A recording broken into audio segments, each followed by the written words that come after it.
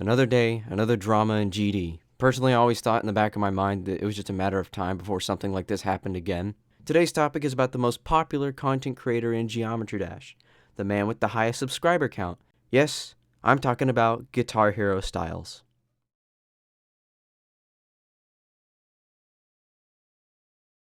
This drama started on Twitter when a user by the name of Pan started a thread that explained everything about guitar and what he was doing.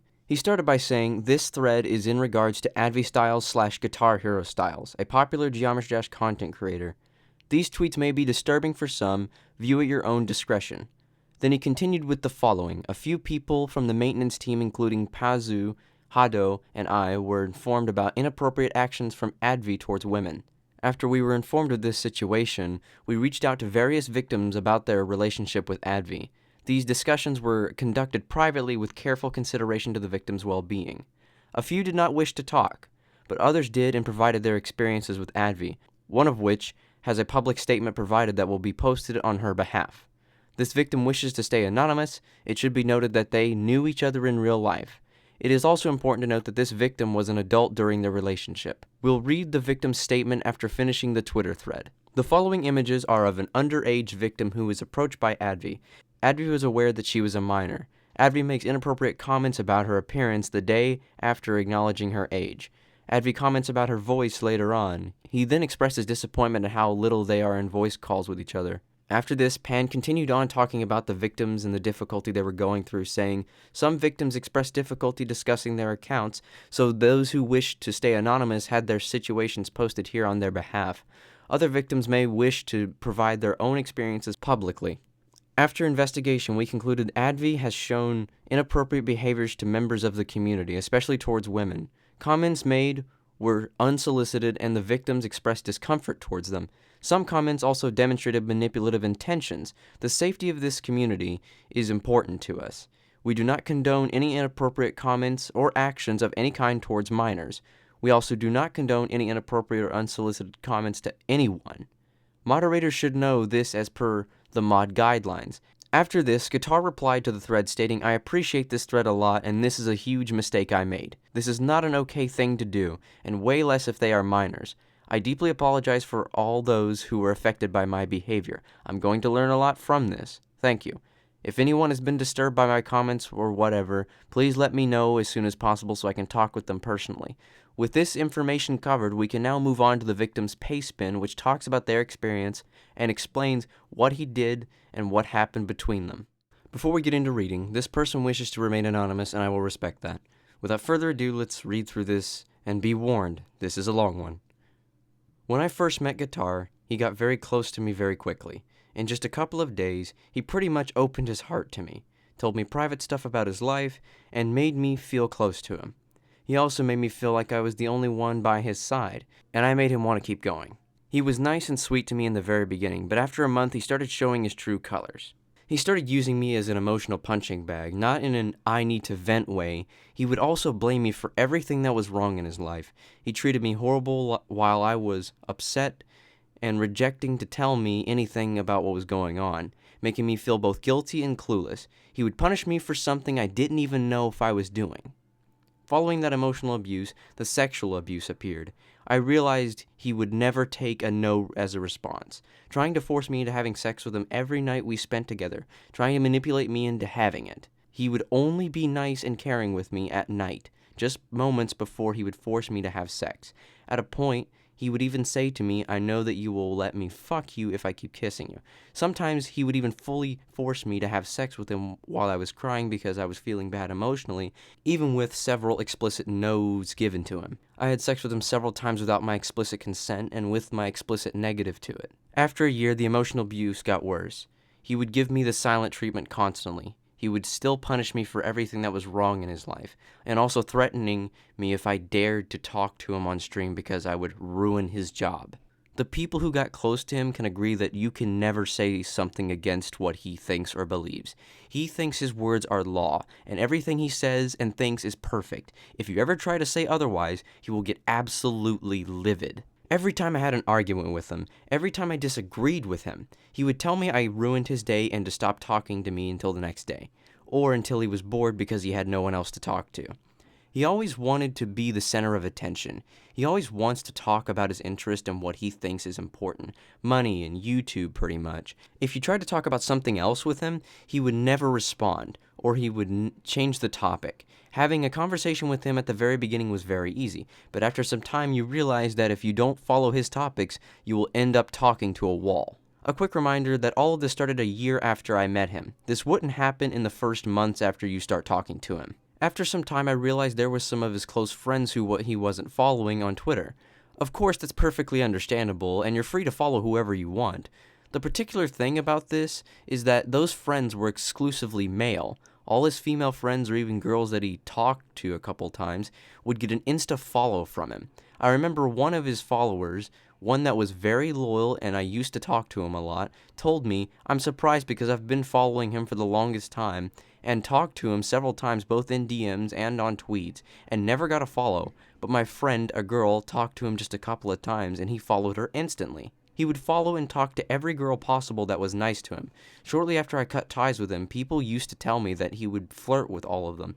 No matter the age, no matter the distance, the same treatment he gave to me when we met is the same treatment that made me feel special. He was giving it to everyone he talked to. He would also plan an IRL meetup ASAP with the people he was interested in. All of this got worse when he met Juniper and got more into the English GD community. He ditched all of his friends just to do VC with the Kinos. I think pretty much everyone in the GD community knows who's in that group. As far as I know, at the beginning, all of them would be in VC, chilling and having fun together. After some time, Guitar ditched and only appeared in VCs when Juniper was around. After he met Junie, the emotional abuse got even worse.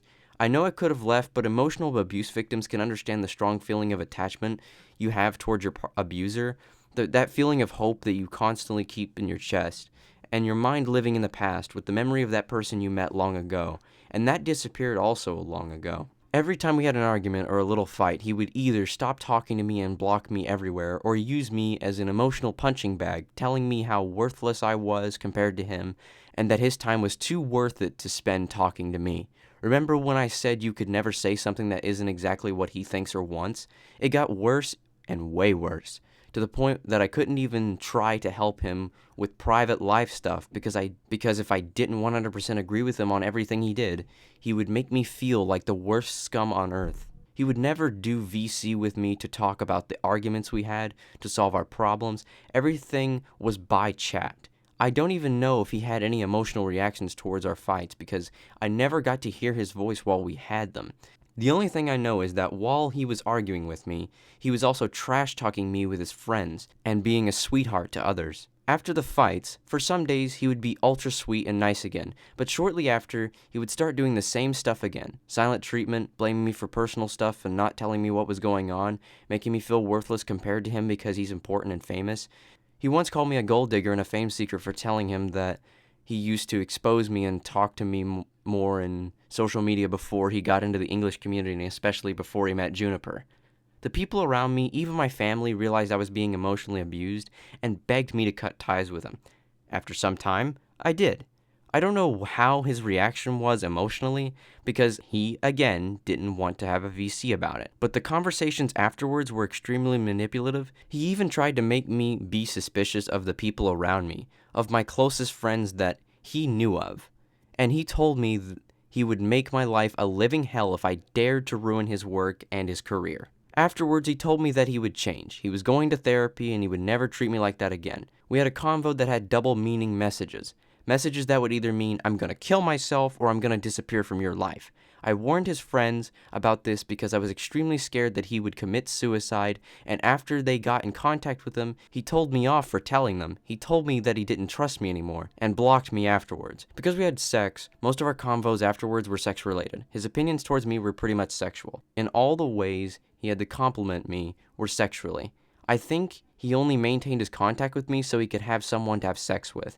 I think what triggered the biggest change on him was getting more power and a higher position in the GD community, and also meeting Juniper. He would tell me constantly he wanted to visit her, plan surprise meetups with his parents but without her consent, and spent 90% of his time with her both in VC and chat. I don't know much about this though. I'm just saying what I know about this. I had a feeling that he was obsessed, and some people around him had the exact same feeling, me too. I stopped caring about this long ago. I just hope she's okay. I suffered both sexual and emotional abuse from him for more than 2 years, and I just don't want anyone to suffer what I did. He loves female attention. He's addicted to sex. He has a god complex, and after what I've lived, I believe he will do anything to get what he wants, especially related to women. He has several masks that start to disappear after you get to know him. At first, you're like a new toy. He takes care of you, makes you feel loved and worthy, but over time he gets bored, especially if you demonstrate an emotional bond towards him, and he starts showing his true face. I'm still recovering from all of this. I have a huge trust issue, sexual trauma, and self-esteem problems. I don't want anyone to have this either. He's an emotional bomb that can explode in your face at any moment. He's incredibly unstable emotionally and struggles a lot with controlling his emotions, letting everything go against the first person he talks to when something is wrong in his life. This is what I've lived, and I know it's hard to believe, but trust me, I really wish I hadn't lived this. I make no jokes about this, ever, and I just want to be in peace and heal. But I can't live with these emotions in my head, and my heart is telling me that someone could suffer this and I could stop it. After all this info came out in the open, Guitar made an apology in the replies that read, "I appreciate this thread a lot, and this is a huge mistake I made. This is not an okay thing to do, and way less if they are minors. I deeply apologize to those who were affected by my behavior. I'm going to learn from this. Thank you. If anyone has been disturbed by my comments or whatever, please let me know as soon as possible so I can talk to them personally. Many people do not accept this apology because a mere apology is not enough," which is true. And I think this is true. A mere apology for something is not enough to be forgiven for this. In order to truly say you're sorry in this scenario, you've got to put in the effort into changing for the better and learning from your past mistakes, and make sure it's never repeated before anyone can forgive you even a little. With this, we can now move on to our final verdict. My final verdict is this. This situation is a horrifying example of why you can't really trust any of the big players in this community. First Crazen and now Guitar. I'm honestly not even shocked about this happening because I knew it was a matter of time before something like this happened again. And oddly enough, it's the year anniversary for the Crazen drama, and now another drama at the exact same time of year later came up about something awfully similar, that being abuse, manipulation, and ego. And all of these will influence the decisions and actions of those who it possesses because it gets to them, and it's the sad truth, but that does not excuse any of the actions that Guitar committed. What Guitar did to this person and the others around him was downright awful, damn near unforgivable, and outright disturbing. And this is amplified tenfold when you realize that he's the most subscribed GD channel ever, excluding RobTop himself. So what do we do now? Well, honestly, I think we should hold Guitar accountable for his actions because they are flat out wrong. But under no circumstances should we harass, dox, or send him death threats because that'll make us no better than him. We need to be the example in this situation, and we simply want justice, and for them to either change their behavior and learn from their past mistakes, or leave the community and take that behavior somewhere else. Honestly, I'm not going to confirm nor deny that Guitar is going to change because it's too early to say. I do hope he does for the better, and learns from his past mistakes and becomes better in the end, and he ends up giving a meaningful and legitimate apology to those who he affected and betrayed. With this, that's everything there is to talk about on this matter. If there's something more that comes up, like him changing, or more information about the things he did, I'll keep you up to date. Thank you guys so much for watching. If you enjoyed the video and my content, be sure to subscribe, hit the notification bell, and like the video down below. Feel free to comment your thoughts and opinions on this situation, but please be respectful and do not argue nor harass anyone you disagree with. And also share this video with your friends to spread the word and inform as many people as you can. This has been your host, Storm, and goodbye.